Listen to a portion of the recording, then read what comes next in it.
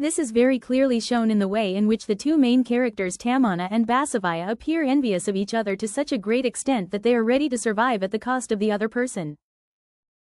An old man walks miles together in search of a job, not that he couldn't get one, but he wanted to be far away from known people. Added to it, this acted as an ambulatory exercise for him. He reached a garden and noticed that many things were not well organized. So, he felt that it was necessary to bring in a lot of reforms. He met the owner and with just a few words exchanged, he was provided with the job. Once he became the gardener, all the petty thefts came to an end and the owner was able to make a lot of profit, and he felt that the gardener had been doing his job perfectly. But with there was an additional danger, and that was how the owner started misusing the profit he made. He took up all bad practices, and this worried his wife quite a lot. So, she felt that the old man could provide a solution to all her problems, and went to him.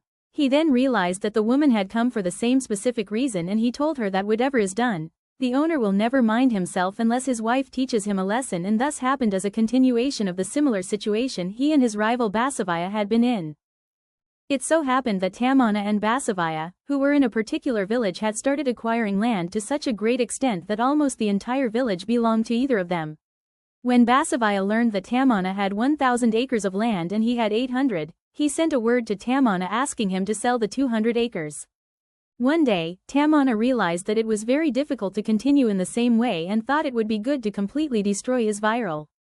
So, he decided to humiliate him in such a way that he could never counteract.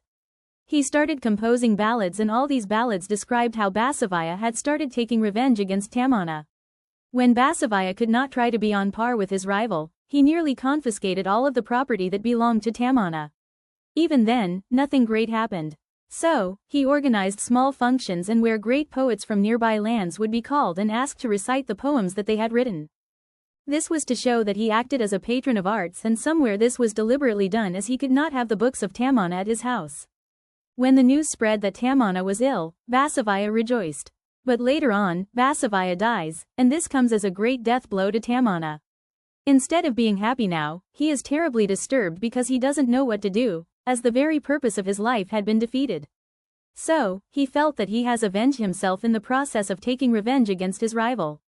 In order to get away from all these problems, he decided to leave that place and settle down in some other place where he could help people in one way or the other. And it is basically due to this reason that he lands himself as the owner's garden, trying to act as a gardener. His rich experience is bound to help people around him, provided they are ready to listen to his advice.